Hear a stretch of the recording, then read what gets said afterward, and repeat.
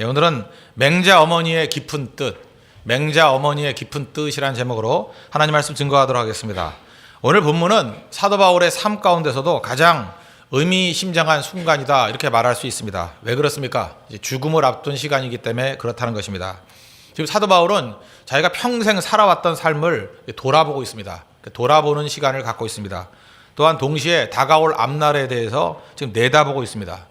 저는 이게 참 부럽습니다. 자기 인생을 살면서 살아왔던 인생을 돌아보고 또 다가올 미래에 대해서, 다가올 새로운 세계에 대해서 내다보는 여유, 저는 이런 여유가 중요하다고 생각합니다.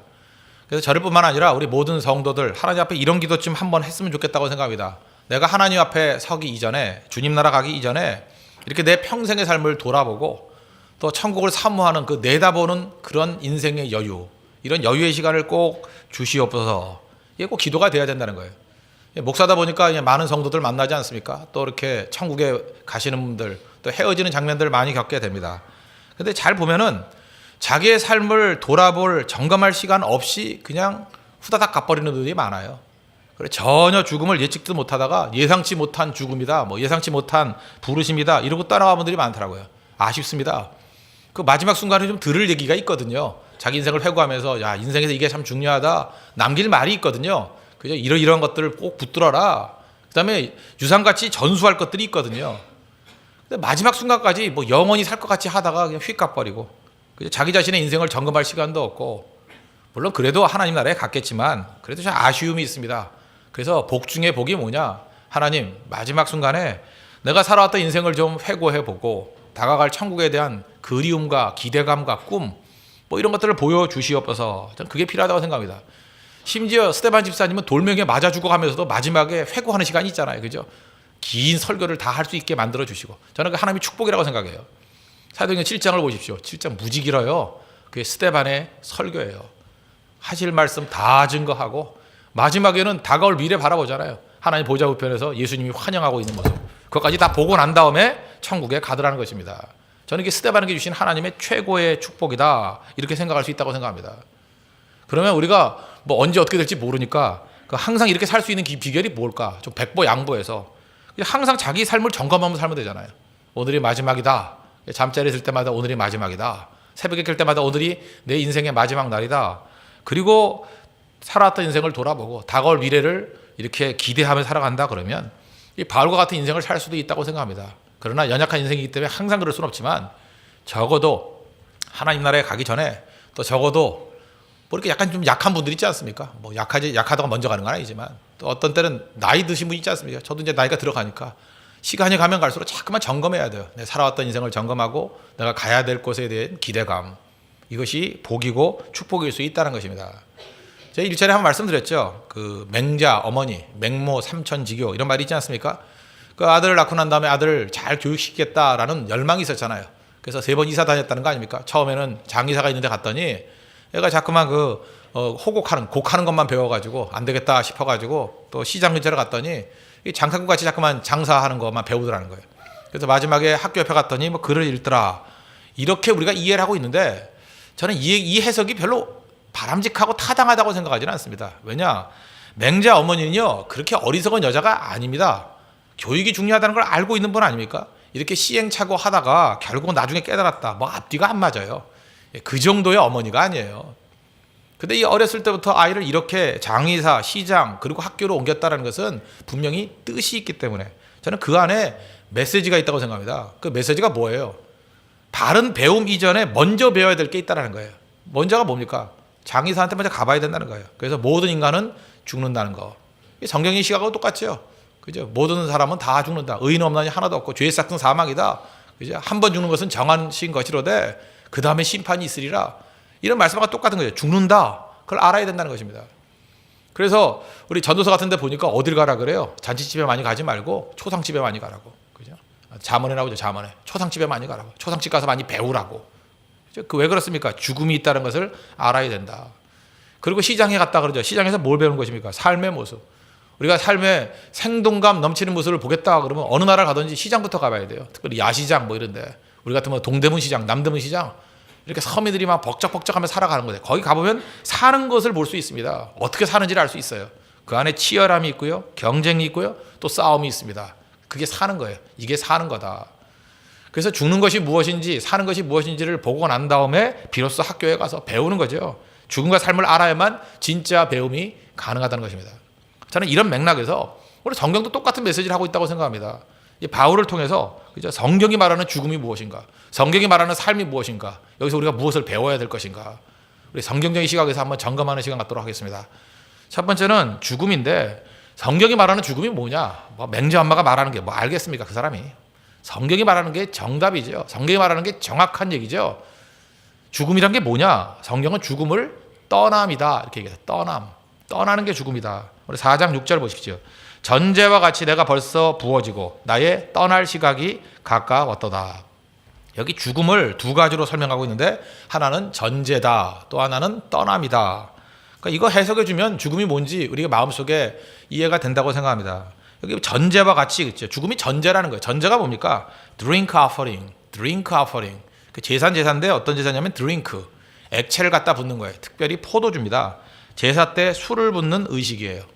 이 전제에 대해서 제일 자세히 나와 있는 것이 민수기 15장인데 민수기 15장에 이렇게 띄엄띄엄 나와 있습니다. 띄엄띄엄 나와 있는데 제가 5절부터 몇 개만 좀 읽어드리겠습니다. 번제와 다른 제사로 드리는 제물이 어린 양이면 어린 양에게 이렇게 전제, 드링크 어퍼링, 포도주를 붓는 건 좀 달라요. 전제로 포도주 4분의 1 흰을 준비할 것이요.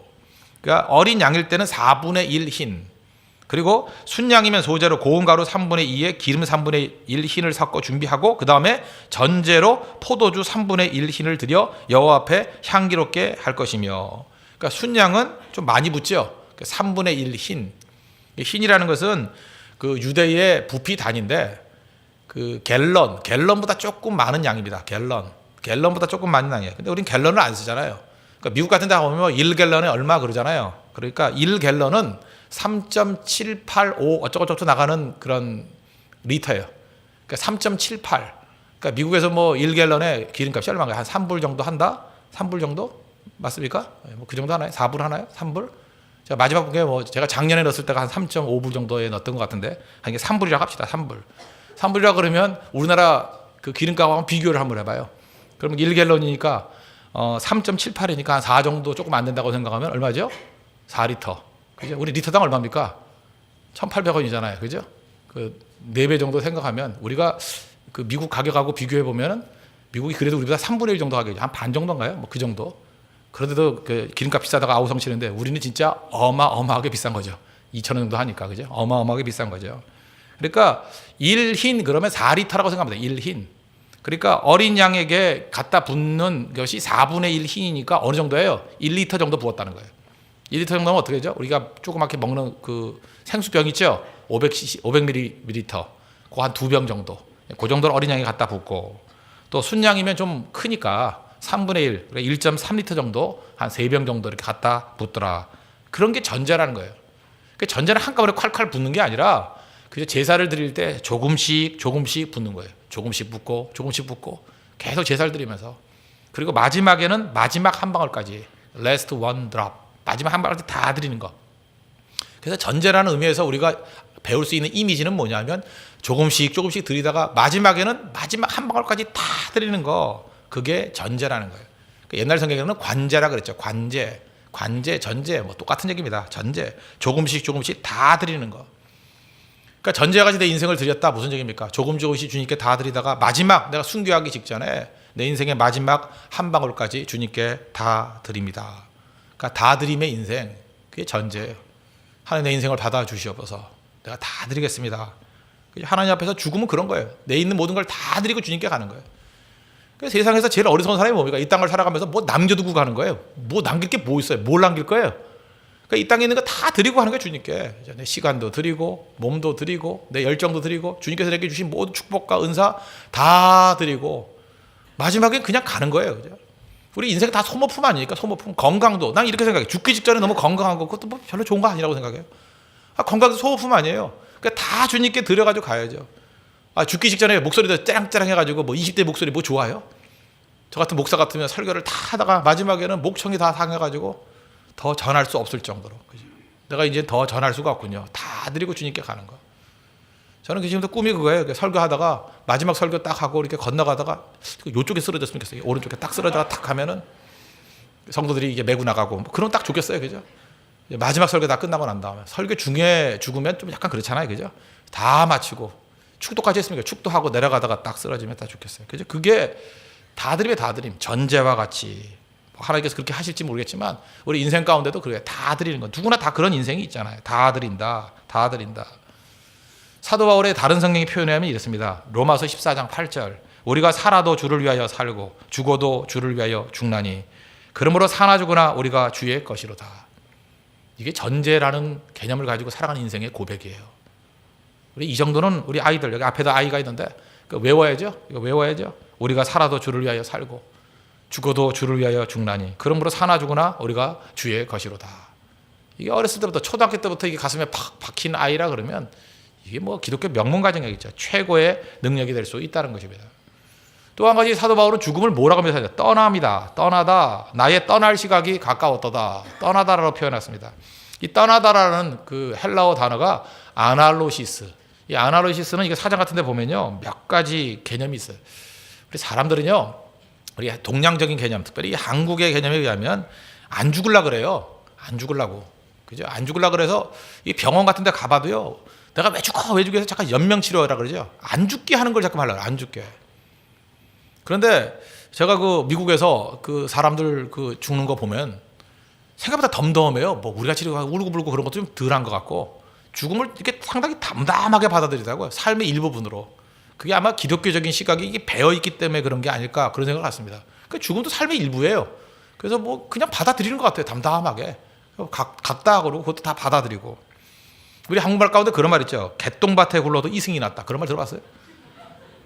그런 놈들은 다 개똥밭에 굴려야 돼, 그죠? 개똥밭에 굴러도 이승이 났대요. 여기가 낫대요, 여기가. 안 그렇지. 개똥밭에 가세 뭐 모르겠어요. 그 줄을 위해서 희생하다가 굴르는 건 괜찮겠지만, 의미도 없이 개똥밭에 굴르는 것보다는 여기 천국이 낫지 왜 여기서 개똥밭에 굴러요? 왜 그렇게 쓸데없는 인생을 살아요? 그거 아니죠. 천국을 사모하는 거, 뭐 그런 게 필요한 건데 그게 없다는 거예요. 우리 여기서 떠나지 않는 사람 누가 있습니까? 다 떠나요. 천국을 향해 떠날 거 아니에요. 그 삶의 일부분으로 받아들여야죠. 그걸 잠깐 불행이라고 생각하고 어렵다고 생각하고 그런 거 아니거든요. 때 되면 가는 거죠. 그래서 우리가 기쁨까지는 아니더라도 담담하게 받아들이는 것 정도는 우리 그리스도인들이 그건 세워야 될 자세라고 생각을 합니다. 이 아날로시스 뭐 제일 큰 뜻은 그거예요. 출항하다 그런데 출항하다. 배가 떠나는 거예요. 배가 새로운 항구를 향해서 이렇게 떠나는 거. 뭐 이렇게 고동소리 울리면서 떠나잖아요. 붕 하고 떠나잖아요. 우리는 지금 비행기를 많이 타니까 이 공항 가보십시오. 인천국제공항 가보십시오. 그러면 두 군데가 있죠. 2층에는 departure 그래서 출국장이 있고 아래층에는 뭐죠? arrival 그래가지고 뭐 이렇게 입국장이라 그러나요? 따로 있잖아요. 그러면 출국장에 가보면 어때요? departure 그게 아날리시스예요. 출국장 출국하다 그런 뜻이거든요. 출국장 2층에 가보십시오. 1층에는 썰렁해요. 1층에 먹을 것도 없어요. 내리면 뭐 집에 가지 뭐 내려서 뭐 먹겠어요? 그죠? 뭐 커피숍이나 하나 있고 아무것도 없어요. 그냥 다 집에 가버리니까. 근데 출국장에는 온갖 먹을 데가 다 있어요. 맛있는 거기 다 모였어요. 이유가 뭐예요? 어떤 출국하는 것에 설레임, 기대감, 흥분됨 그런 게 있다고요. 죽음이 뭐예요? 디파처예요. 그죠? 이렇게 출국하기 전에 출국장이라고 해요. 천국을 향해서 출항하는 것입니다. 비행기 타고 내 고향으로 돌아가는 거예요. 우리 지난주인가 소말리아 해적들에게 거의 2년 가까이 그 잡혀있던 분들이 있었죠. 500일 넘게. 그죠? 잡혀있던 그 선장님하고 몇 분들. 돌아오셨잖아요. 그죠? 케냐 나이로비에서 비행기를 타고 한번 바깥 타가지고 오셨대요. 공항에 내리는 거 제가 방송에서 보니까 막 서로 얼싸안고 울면서 너무 설레이고 또 떠나기 전에 장면을 보여주더라고요. 그 케냐 나이로비에서 그 비행기 탈 때 그 설레임. 빨리 집에 가고 싶다 그러고 가족들이 보고 싶다 그러고 전화하면서 울고 그게 죽음이에요. 죽음. 그걸 누가 슬프다 그래요. 기쁜 거죠. 그렇지 않아요. 내 본향으로 가는 건데 내 고향으로 가는 건데 내 주님 만나러 가는 곳인데 내 주님 계신 곳인데 그죠? 하늘 소망이죠. 하늘 소망. 내 주님 계신 곳 그게 내 하늘나라 아니에요. 내가 갈 곳 아니에요. 그게 바로 죽음이라는 것입니다. 우리 죽음에 대한 이런 정확한 시각이 있어야 된다는 거예요. 아나로시스 출항하다 그런 뜻이 있고 또 다른 뜻을 보니까 감옥에서 나오다 뭐 거의 같은 거 아니에요. 자유의 자유. 이 아날로시스라는 단어는 자유란 뜻입니다. 오랜 기간 동안 감옥 생활했습니다. 그때 상방 명령이 내렸어요. 자유몸이 되었어요. 쇠사슬이 풀렸어요. 죽음에서 벗어났어요. 그 기쁜 거 아닙니까? 추록의 감격, 그 자유. 사실 우리 성도들에게 이런 걸 좀 보여주려고 그러면 감옥 같은 데 가가지고 무슨 뭐 8.15 특사 뭐 이런 거 있지 않습니까? 그때 우르르 나올 때 있잖아요. 우르르 나올 때. 그 가가지고 그때 같이 위로도 해주고 기도도 해주고 격려도 해주고 그게 참 필요하다고 생각해요. 추록하는 분들에게 뭐 이렇게 두부 같은 거 준다 그러는데 우리는 뭐 딴 거 정성껏 준비해가지고 이렇게 하나씩 주고 그것도 전도가 되지 않겠습니까? 그죠? 그 위로해 주는 거. 그게 바로 뭐예요? 우리는 거기서 배울 수 있는 게 뭐죠? 저게 아나루시스구나. 저게 떠난다는 뜻이구나. 그죠? 감옥에서 나왔을 때 그 기쁨 한번 봐야 된다고요. 그 가족들이 기뻐하는 모습들 봐야 된다고요. 그게 죽음이에요, 죽음. 그죠? 감옥에서 나오다. 또 하나는 소멍에를 벗기다 그런 뜻이다. 소멍에를 벗기다. 그 저는 뭐 경험을 안 해봐서 모르겠는데 옛날에 뭐 시골 농촌 출신들, 뭐 우리 아버님 세대들 많이 그러지 않았습니까? 그 하루 종일 일한 소 이렇게 일 시키잖아요. 일 시키고 난 다음에 저녁 때가 되면 이렇게 멍에를 벗겨준대요. 멍에를 벗겨주면 이 소가요, 이 강아지 같이 이렇게 표현을 한대요. 막 좋다고 막 고개를 흔든대 이렇게 막 흔든대요. 이렇게 막 이렇게 흔든대요. 안 되지도 않는데 그죠? 본 적은 없어요. 내가 그런 묘사를 들어봐서 막 흔든대요. 그리고 꼬리도 흔들고 막 탁탁 치고. 그러니까 분명히 안 돼요. 좋아하는 거. 좋다라는 거예요. 그 멍해가 얼마나 힘들었겠어요. 그죠? 그래서 너무 좋아가지고 막 고개 흔들고 하는 거. 소는 그거밖에 표현이 안 해요. 소가 웃을 수가 없잖아요. 근육이 없어가지고. 소 우는 거 봤어요? 이렇게 웃나요? 웃을 수 있는 게 우리인가밖에 없어요. 그죠? 못 웃어요. 그러니까 그냥 계속 이러는 거죠. 그죠? 좋다라는 게 좋다라는 거. 소 멍해를 풀다. 뭐 어떤 사람 그러잖아요. 인생이 뭐 고난의 짐이 많은 거라면서요. 인생 뭐 길 험난하다면서요. 뭐 그럴 수도 있죠. 인생 사는 게 힘들다고 느끼는 분들도 많이 있다고 생각합니다. 힘들죠. 아나루시스가 뭔지 아십니까? 그 멍해를 다 풀고 이제 쉬는 시간이에요. 주님 앞에 가는 시간이라고. 그래서 우리 뭐 병 가지고 고생하시는 분들 뭐 이런 분들 그러잖아요. 그 돌아가실 때 그러잖아요. 이제 모든 짐 다 내려놓고 하나님 앞에 간다고. 그게 아나루시스예요. 멍해를 내려놓다. 멍해를 풀다. 그런데 죽음이 나쁜 겁니까? 뭐가 나쁘겠어요? 기쁨이 있는 거죠. 그죠? 떠나는 거예요. 떠나는 거. 주님 앞에 떠나는 거예요. 출항이라 그래도 기쁜 거고요. 감옥에서 나온 거라 그래도 기쁜 거고 멍해를 내놓은 것도 기쁜 거고. 나쁜 게 하나도 없잖아요. 근데 왜 울어요? 물론 섭섭해서 울죠. 섭섭해서 우는 거지만 남아있는 사람이 우는 거지 가는 사람이 울 필요는 없는 거예요. 하나님 나라에 이렇게 소망 가지고 하늘 소망 가지고 가는 거니까. 그게 죽음이라는 것입니다. 또 8절을 보니까 이제 후로는 나를 위하여 의의 면류관이 예비되었으므로 주 곧 의로우신 재판장이 그날에 내게 주실 것이며 내게만 아니라 주의 나타나심을 사모하는 모든 자에게니라. 사도 바울에게 의의 면류관이 예비되었다. 조금 전에 불렀던 360장 창에 나오죠. 선한 싸움 다 싸우고 의의 면류관, 의의 면류관. 많이 듣던 거죠. 어디서 나온 거예요? 디모데후서 4장 8절 9절이에요. 그죠? 선한 사람 다 싸우고 뭐가 예비됐어요? 의의 면류관, 의의 면류관, 의의 면류관. 그럼 의의 면류관이 뭐냐? 저도 몰라요. 그거 안다 그러는 사람 다 거짓말이야. 몰라요. 의의 면류관이 뭔지 뭐 성경은 면류관 되게 많아요. 뭐 의의 면류관, 생명의 면류관 이렇게 붙이는데 이게 일종의 묘사함은 아닌 것 같아요. 분명히 뭐가 있긴 있어요. 있는데 성경이 설명을 안 해. 설명 안 하면 천국 가서 알아보는 거지 뭐. 하여튼 분명한 건 뭐 좋은 거예요. 믿으세요. 좋은 거예요. 예, 의의 면류관 좋은 거라고. 그러니까 어떻게 좋은지 잘 모르겠는데 분명히 그 순교자들에게 주로 많이 주는 것 같아요. 사도 바울도 의의 면류관이 준비되었다 그러고 뭐. 스데반도 이름이 면류관인 거 아시죠? 잘 보세요. 스데반도 그죠? 하늘나라가 열리면서 마지막 순간에 주님 보는 거 봤다 그랬죠? 사도행전 7장 55절 보니까 스데반이 성령 충만하여 하늘을 우러러 주목하여 하나님의 영광과 및 예수께서 하나님 우편에 서신 것을 보고 말하되 보라 하늘이 열리고 인자가 하늘 우편에 서신 것을 보노라. 야, 이거 최고의 축복이죠. 하늘 문이 열려가지고 영적인 눈이 열려가지고요. 인자가 예수님이 하나님 보좌 우편에 서신 것을 보고 갔어요. 보고 하나님이 일부러 조금 보여준 것 같아. 이런 말 하라고. 우리들에게도 이렇게 알려주려고. 그러니까 여러분 꼭 얘기해줘요. 죽기 전에 뭐가 보이면 빨리빨리 얘기해요. 알았죠? 그래서 죽기 전에 가면 빨리 마이크 갖다 놓고 뭐가 보이세요? 빨리 얘기를 해야 돼. 그죠? 하나님이 이거 몇 초 동안 잠깐 보여주는 것 같아. 착 보여주면 빨리 얘기해. 빨리. 오른쪽이 왼편이야. 오른쪽이 성경에 나왔으니까. 뭐 궁금해서 미리 적어놔요. 그래서 마지막 순간에 얘기해달라고. 저 그럴 수 있다고 생각해요. 그죠? 하나님이 잠깐 보여주잖아요. 이게 얼마나 큰 소망입니까? 예수님께서 우리를 환영해 주신다는 거예요. 스데반이라는 이름 자체가 면류관이라는 거 아시죠? 뜻이. 스테반 뭐 이 홍대에서 제일 맛있는 스파게티 집이 스테파노스죠. 스테파노스 다 스테반이에요. 똑같은 뜻이에요. 그리고 미국 사람 이름 가운데 많은 거 스티브 잡스러운 사람이 있었죠. 예, 스티브 잡스, 스티브 뭐 스티븐 뭐 이거 다 뜻이 뭐냐 면류관이에요. 이 스테반에서 나온 말이에요. 스테반에서 면류관. 그래서 특징이 있는 것 같아요. 그 미국 사람 가운데 이름이 스티브나 스티븐인 사람들은 보면 다 머리카락이 없더라고. 그 우리 교회도 보면 좀 그런 것 같고 좀 그래요, 그죠? 그래서 아마도 면류관 쓰기에 편리하라고 하나님이 먼저 다 뽑아갔다 이런 생각이 드는데, 그죠? 어쨌든 이해가 되시죠? 이게 스티븐, 스티브, 스테파노스, 그죠? 이게 스테반 다 이게 면류관 예비되어 있다고요. 그러니까 우리가 하나님 앞에서 어떤 존재예요? 천국에 가지고 이게 면류관 받을 사람들이에요. 우리 다 한 사람 한 사람들이. 그런 소망 가지고 이 땅에서 충성스럽게 살아가야겠죠. 죽음은 그런 거예요. 잘 보니까 죽음이 지금 죽음 설명하는데 여러분 지금 웃고 있어요. 이게 정도예요. 다른 사람은 죽음을 얘기하고 싶지 않아요. 왜? 죽으면 다 지옥 가니까. 알기 때문에 자기들도. 그래서 세상 사람은 죽음 얘기 안 해요. 장례식장 한번 가봐요. 맨날 화투 치는 이유가 뭔지 알아요? 죽음을 묵상 안 하려고. 죽음이 잠깐 생각하면 괴로우니까. 죽음이 생각하면 답이 있어야 될 거 아니에요. 그리고 이 세상에 있는 모든 종교 가운데 기독교만큼 죽음 얘기 많이 하는 종교가 있어요? 왜 죽음을 얘기해요? 답이 있으니까. 우린 답이 있어요. 답이 있으니까 잠깐만 얘기하라. 자신 있으니까. 죽음에 대해서 얼마든지 논쟁해보자. 우린 할 말이 있어요. 소망이 있어요. 거기 답이 있다고. 근데 기껏해야 뭐 일반 종교도 어때서 답이 없죠. 답이 없으니까 뭐라 그래요? 죽으면 또 태어나고 또 태어나고 또 태어나고 얼마큼 뭐 무한대로 뭐. 그러니까 우리는 사고를 할 수 없는 걸로 밀어버려요. 그냥 무한대로 뭐 억겁의 인생 뭐. 억겁을 우리가 알아요, 우리가?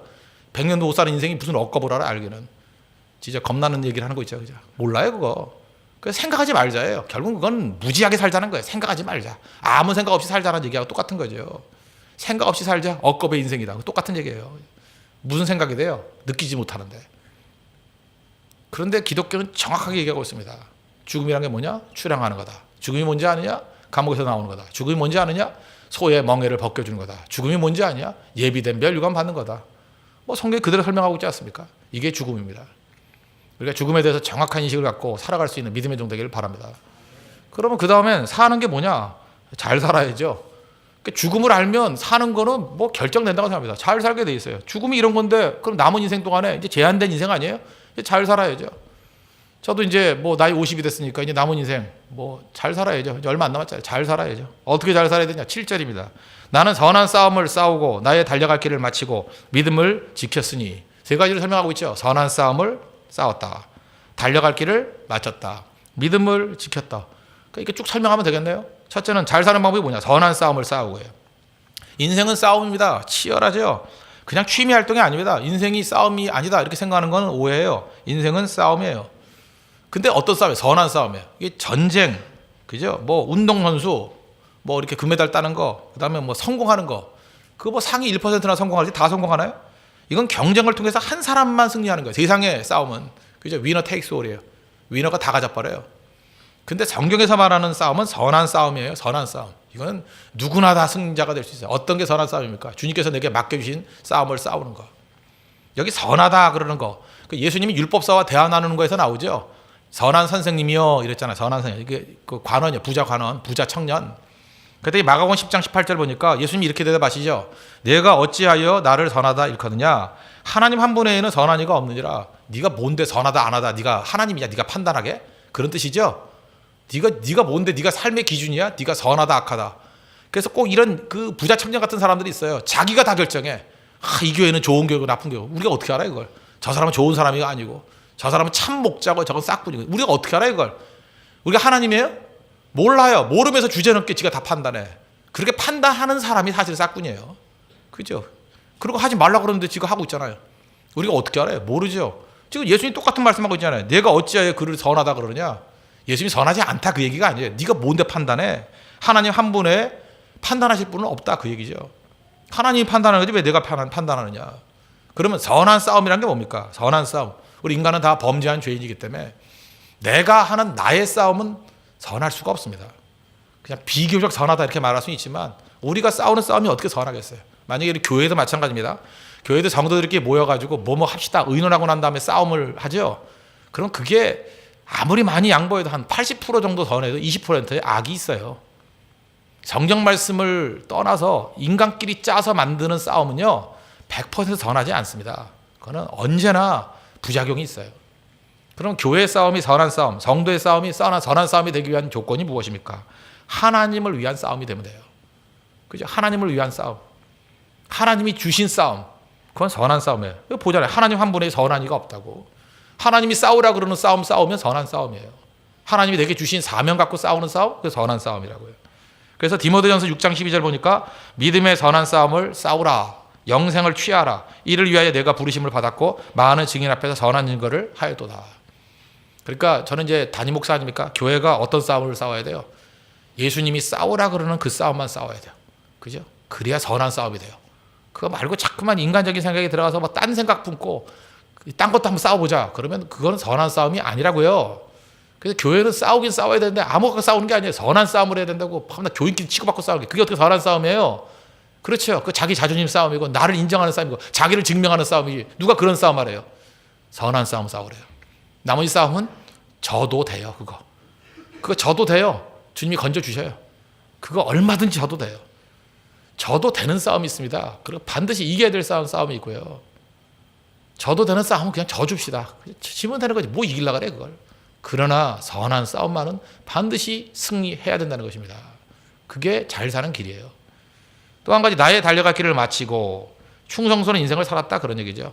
근데 사도 바울은 자기 인생을 걸어갔다. 워킹이라는 단어를 안 쓰고요. 항상 달려갔다. 러닝이라는 단어를 써요. 달려갔다. 다름질.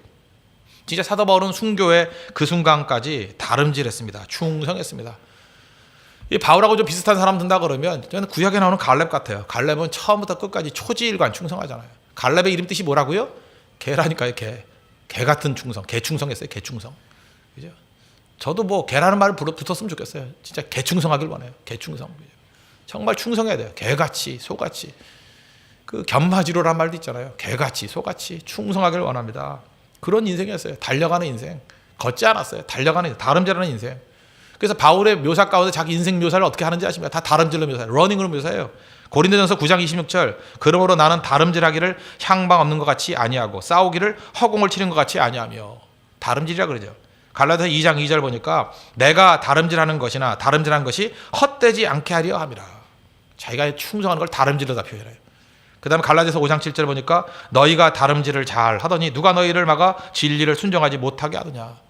제자들을 향해서도 다름질하라 그랬고 다름질하다가 왜 그 진리를 벗어나게 만드느냐. 그러면서 다 안타까워하잖아요.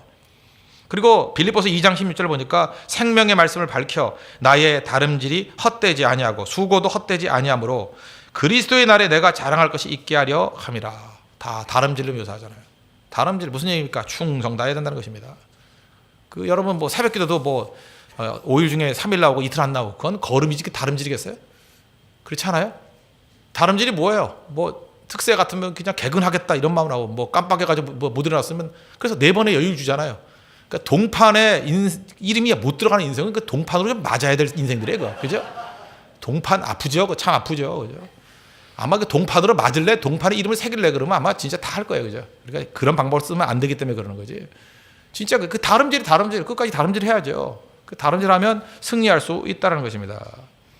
저도 이런 생각을 합니다. 이게 저도 뭐 열심히 있거든요. 열심히 뭐 하나님께서 다른 것보다는 열심은 주신 것 같아요. 근데 그 다름질이 과연 올바른 다름질이 되느냐? 그것도 또 물어봐야죠. 하나님이 인정하시는 다름질인가? 뭐 향방 없이 뛰면 안 된다 그러니까. 그래서 저는 그 연세 드신 분들의 글들이 참 좋더라고요. 특별히 돌아가신 분들. 뭐 최근에 저는 고 오카노 목사님의 그 글이나 원고 다시 한번 쭉 정리하면서 한번 읽어본 적이 있어요. 쫙 읽어봤어요. 특별히 그 초창기 그런 글보다도 적어도 60이 넘어서고 난 다음에 쓰신 글들이나 설교 그런 거 이제 몇 개 쭉 묵상해봤어요. 거기에 의미가 있다고 생각합니다. 말년의 사역의 의미. 거기에 사역의 메시지가 많은 것 같아요. 거기에 배울 게 많은 것 같아요. 역시 그 사람은 나이가 좀 들어야 무슨 뿌리가 있는 게 좀 나오는 것 같아요. 그죠? 뭐 딴 사람 모르죠. 저는 그래요. 거기서 배울 게 있다고 생각합니다. 그 사역의 이야기 가운데 하나가 이런 얘기가 있어요. 그 교회에 초창기부터 어떤 출석하던 어떤 자매가 있었답니다. 똑똑한 자매래요. 30대 초반에 박사학위를 받고 굉장히 일찍 교수가 되었답니다. 근데 자기 일에 얼마나 몰두하는지 하여튼 열심히 사는 자매, 그런 자매들 있잖아요. 똑똑한 여자. 근데 너무 열심히 살다 보니까 1년에 주일 예배를 한 10번밖에 못 나온대요. 그러니까 뭐 52주인데 10번 나오니 뭐 한 달에 한 번도 못 나오는 거죠. 그렇지만 이제 한국 사회에서 굉장히 영향력 있는 교수로 컸답니다. 그러다가 이제 안식년이 되어가지고 이제 미국으로 이제 갔다라는 거예요. 이제 미국 가 있으니까 좀 여유가 생기니까 편지를 보냈대요. 뭐 초창기니까 친하니까 목사님하고 설교 테이프 좀 보내달라고. 그때 이제 테이프 시대니까 설교 테이프 좀 보내주십시오. 뭐 이제 자기는 친절하게 이제 했겠죠. 목사님 보고 싶습니다. 뭐 그때가 기억납니다. 뭐 이러면서 꼭 그냥 초창기 기억이 있잖아요. 편지를 보냈대요. 근데 참 그 목사님도 대단하죠. 답장이 이렇게 썼답니다. 자매님이 학교에서 인정받는 교수가 되었다는 것이 참 자랑스럽습니다. 참 감사하기도 하고 고맙기도 합니다. 그런데 나는 자매님을 볼 때마다 큰 좌절감을 느낍니다. 이유가 뭐냐? 10여 년을 같이 신앙생활을 했습니다. 그럼에도 불구하고 자매님은 변화되지 않았습니다. 이렇게 10년 넘게 말씀을 듣고도 변화되지 않았다는 것에 대해서 나는 담임 목사로서 큰 책임감을 느낍니다. 뭐 그런 식의 글을 썼대. 역시 우울질 목사님은 무서워요. 그죠? 이렇게 쓴다는 게 쉬운 게 아니거든요. 그죠? 이게 참 무서운 얘기죠. 그랬더니 그 답장을 받았던 그 자매님이 이제 화가 났죠. 분노의 또 회신을 또 보냈대요. 그죠? 아니, 목사님 이럴 수가 있냐고. 그죠? 나는 그래도 나름대로 목사님 말씀대로, 목사님 증거하는 하나님 말씀대로 그죠? 하나님의 이 교수직을 소명으로 여기고 정말 열심을 다하고 충성을 다하고 최선을 다했다고. 분명히 그러지 않았냐고. 자기에게 주신 생업이 그게 소명이라 그러지 않았냐. 그게 콜링이라 그러지 않았냐고. 나는 대학 교수가 소명이라고. 목사님이 말씀 증거하는 목회가 소명인 것과 마찬가지로 나는 대학 교수가 소명입니다. 그래서 난 최선을 다했다고. 그래서 발레를 들으라는 거예요. 우리 학교에 모 교수가 있는데 어떤 교회의 장로라는 거예요. 장로. 그 장로가 그 교회의 장로입니다. 이게 장로인데 뭐 이름까지 얘기하면서 그죠. 교회 일만 열심히 하고 연구는 안 하고 아이들 제대로 가르치지 못해서 우리 학교에서 뭐라고 불리는지 아십니까? 가장 무능한 교수로 여긴다는 거예요. 가장 무능한 교수. 그럼 교회 장로로서 무능한 교수라고 말하는 게 좋습니까? 아니면 나같이 1년에 10번밖에 안 가지만 유능한 교수라고 인정받으면서 그러나 뭐 크리스찬이었다 이렇게 한 줄 가는 게 좋습니까? 뭐 이런 식으로 얘기하더라는 거예요. 그렇게 교회 일만 열심히 하고 자기 학문에 있어서는 무능한 교수로 낙인 찍히는 것이 과연 성숙한 그리스도인입니까? 뭐 목사님이니까 더 이상 논쟁을 안 했겠죠. 이제 그렇게 주고받았다라는 거예요. 정말 똑똑한 여자는 무섭습니다. 무서워요. 그죠? 어쩜 이렇게 말을 잘하는지. 이 여자 교수님이 했던 얘기 가운데 두 가지로 좀 분석할 수 있습니다. 첫째는 긍정적인 부분입니다. 자기 직업을 소명으로 여겼다. 이거 최선을 다했다. 긍정적인 거예요. 바울 같은 태도입니다. 열심을 다했어요. 다름질하는 인생이에요. 좋죠, 그건. 그렇게 살아야 됩니다. 이거에 대해서 누가 부인할 사람 아무도 없죠. 그러나 도저히 공감할 수 없는 부분이 있죠. 그게 뭐예요? 예배 없는 헌신이 가능한가? 예배 없는 소명이 가능한가? 가능합니까, 그게? 하나님 떠난 헌신이지. 이게 무슨 헌신이에요? 이게 무슨 소명이에요? 착각도 이런 착각이 없고 자가당착도 이런 자가당착이 없다는 것입니다. 성경에 어떤 인물이 예배를 떠나가지고 하나님께 쓰임받았다 그런 사람이 어디 있어요? 하나님 없이도 승리했다면 자기 힘으로 승리하는 거지. 자기 일에 너무 몰두하다 보면요. 이거는 소명이 아니라 이건 우상이에요. 우상. 자기 일이 우상이 된 케이스입니다. 우리 자신에게도 한번 스스로 물어봅시다. 목회도 그럴 수 있어요. 목회도 하나님 말씀 떠나가지고 자꾸만 성공 뭐 더 많은 사람이 모이고 이렇게 나가다 보면 목회도 우상이 될 수도 있다고 생각을 합니다. 그죠? 하나님 앞에 우리 예배 드리잖아요. 예배 드리는데 목회자는 예배를 드리는 게 아니에요. 그 예배를 섬길 뿐이고 자기는 예배를 안 드려요. 그죠? 오로지 하나님 앞에 서 있는 시간이 있어야 되는데 하나님 앞에 깨지는 시간이 있어야 되는데 하나님 앞에 묵상하는 시간이 있어야 되는데 하나님과 1대1로 만나는 그 영적인 시간이 있어야 되는데 그게 없어요. 그냥 설교도 일이에요. 그죠? 목회도 일이고 물론 성도들은 그걸 통해서 하나님 만나고 은혜 받을 수 있다고 생각을 합니다. 그죠? 하나님 사용하시니까. 근데 본인은 뭐예요? 잘 쓰임받고 버림받을 수도 있는 거죠. 아무것도 아닐 수도 있죠. 전 그런 의미에서 우리 홍대서 교회에 있는 모든 성도들 정말 하나님을 깊이 만나는 그래서 방향이 올바른 다름질하는 믿음의 종 되기를 바랍니다. 그게 중요해요. 말씀 앞에 진실되게 나가야죠. 뭐 우리 사람들이 듣기 좋아하는 얘기 할 게 아니라 하나님이 증거하고자 하는 말씀을 증거해야죠. 하나님이 원하시는 모습을 붙들어야죠. 그게 진짜 신앙의 모습이 될 수 있다는 것입니다. 그런 바른 신앙으로 무장하는 우리 하나님의 거룩한 백성 되기를 바랍니다. 그리고 마지막은 믿음을 지켰으니 그랬잖아요. 뭐예요? 변하지 않았다. 배신하지 않았다. 그 뒤에 보면은 배신했던 사도 바울의 제자들 나오죠. 4장 10절. 대만은 이 세상을 사랑하여 나를 버리고 데살로니가로 갔고. 또 14절 알렉산더죠. 구리세공업자 알렉산더가 내게 해를 많이 입혔음에 주께서 그 행한 대로 그에게 갚으시리라. 떠나가는 사람들도 있습니다. 근데 사도 바울은 끝까지 믿음을 지키잖아요. 끝까지. 배신하지 않았다. 변하지 않았다. 바울에게 임했던 무시무시한 핍박, 환난, 고통 그런 게 있었잖아요. 그럼에도 불구하고 나는 믿음을 지켰습니다. 그리고 성도님도 마찬가지입니다. 믿음 지키는 거 그냥 저절로 지키는 거 아닙니다. 분명히 고난이 있어요. 환난이 있어요. 핍박이 있어요. 조금 이렇게 밀리는 압박만 온다 그러면 그냥 도망칠 거예요? 아니죠. 믿음을 지켰으니. 그 체포의 두려움, 또 어떤 때는 불안감, 그럼에도 불구하고 믿음을 지켰대요. 이게 잘 사는 겁니다. 왜? 이제 곧 주님 앞에 서게 될 것이니까. 죽음을 생각하는 인생은 믿음을 지키는 끝까지 지키는 인생이 된다는 것입니다. 이 바울의 고난에 대해서 제가 좀 묵상을 하다 보니까 바울에게서 제일 큰 시험이 무엇이었을까? 사실은 환난, 핍박, 고난 뭐 이런 거였을까? 저는 아니라고 생각합니다. 바울의 그 간간히 나온 얘기들을 보면요. 제일 큰 시험이 뭐냐면 부끄러움이에요. 부끄러움. 인간은 영적인 존재이기 때문에요. 맞으면 괜찮아요. 근데 모욕당하거나 수치스럽거나 부끄러우면 그게 더 힘든 거예요. 그래서 수치감, 부끄러움 이걸 피하려는 쪽으로 많이 간다고요. 디모데후서 1장 12절을 보면은 이로 말미암아 내가 또 이 고난을 받되 부끄러워하지 않는다. 내가 믿는 자를 내가 알고 또한 내가 의탁한 것을 그날까지 그가 능히 지키실 줄을 확신함이니라. 그다음 로마서 1장 12절에 뭐라 그래요? 내가 복음을 부끄러워하지 아니하노니. 부끄러움이라는 패널을 괜히 많이 써요. I'm not ashamed of 이렇게 쓰잖아요. 그죠? 나는 그 부끄러워하지 않는다. 부끄러움. 말씀을 지킬 때, 말씀대로 살 때 부끄러움이 올 수 있다라는 거예요. 수치감이 올 수 있다라는 거예요. 뭘 못한다 그러면 부끄럽잖아요. 그래서 여러분 인생을 살다 보면 믿음 생활 하다 보면요. 어떻게 행동을 하면 우리가 넘어질 수 있느냐면 부끄러움을 피하는 길, 그럼 넘어지는 거예요. 부끄러움을 피하는 길. 예수 믿다 보니까 왜소해지고 말씀대로 살다 보면은 자기가 디펜스 할 기회도 놓쳐버리고 포기를 잠깐 부끄럽고 수치스럽게 되잖아요. 하나님 말씀대로 지키려고 그러면 끝까지 부끄러움의 자리에 있어야 될 때가 있잖아요. 어떤 때는 그럴 수 있잖아요. 그냥 당당하게 보란 듯이. 그죠? 왜 부끄러워요? 그냥 보란 듯이 힘이 있다는 걸 보여주고 그거 아니라는 걸 보여주고 증명하고 자기 증명하고 부끄러움 해소하려고 하면 남은 인생 부끄러움에서 벗어나는데 인생 다 쓰고 말아버려요. 예수님도 부끄러웠잖아요. 십자가에 달렸더니 뭐 얼레껄레리고 하면서 막 노랬잖아요. 제가 누누이 말씀드리잖아요. 내가 만 예수님이라 그러면 그 부끄러운 일을 왜 당해요? 잠깐만 그러고 이제 십자가에 내려와가지고 다 피바다 만들어버리고 그죠? 놀리는 놈들 그냥 주둥이를 날려버리고 그죠? 이빨을 다 뽑아가지고 틀니로 만들어버리고 피범벅을 만들어버리고 그죠? 머리카락 다 뽑아가지고 소갈머리 주변머리 없는 데다 만들어버리고 다리도 한 두 동강을 내버리고 다시 십자가에 올라가서 엘리 라바사박다니 그러면은 명분도 없고 그죠? 피작살내 냈고 그죠? 얼마나 좋아요. 부끄러움 피하려는 길 그거 아니라는 거예요. 그거 안 하잖아요. 부끄러움을 당하셨잖아요. 그냥 당하셨잖아요. 십자가의 길이 그거예요. 여러분 마지막 순간에 제일 무서운 게 뭔지 알아요? 부끄러움을 감수하는 거야. 부끄러움, 수치를 감수하는 거예요. 그게 십자가의 길이라고요. 우리 인생을 살아가면서 우리 실제로 내 죄 때문에 부끄러운 것도 있어요. 내 잘못 때문에 부끄러운 것도 있어요. 근데 의 때문에 부끄러운 것도 있다고요. 하나님 말씀 때문에 부끄러운 것도 있다고요. 그게 다 섞여 있잖아요. 우리 연약한 인간들이니까. 그때 하나님 말씀 붙들고 나가야 된다는 것입니다. 히브리서 12장 2절 보니까 예수님에 대해서 이렇게 묘사합니다. 믿음의 주여 또 온전케 하신 이 예수를 바라보자. 여기까지 다 외우시죠. 그 다음에요.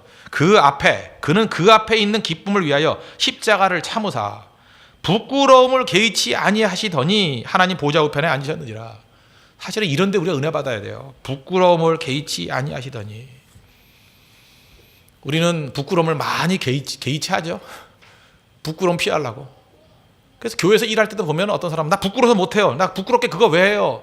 나 수치스러운 일 안 해요. 그래서 평생을 부끄러움 피하는 일로 살아갑니다. 부끄러움 피한다는 게 뭐예요? 또 다른 말은 보란 듯이. 탐나 보란 듯이에요. 보란 듯이. 그래서 하나님의 능력과 은혜를 체험하지 못한다는 것입니다. 우리가 이 땅에서 잘 사는 게 믿음을 지켰으니 뭐예요? 부끄러움조차도 개의치 아니하시고 주님이 말씀하신 그 길을 걸어가는 것. 그게 잘 사는 길입니다. 오늘 사도 바울의 마지막 고백을 통해서 잘 죽는 것이 잘 사는 거죠.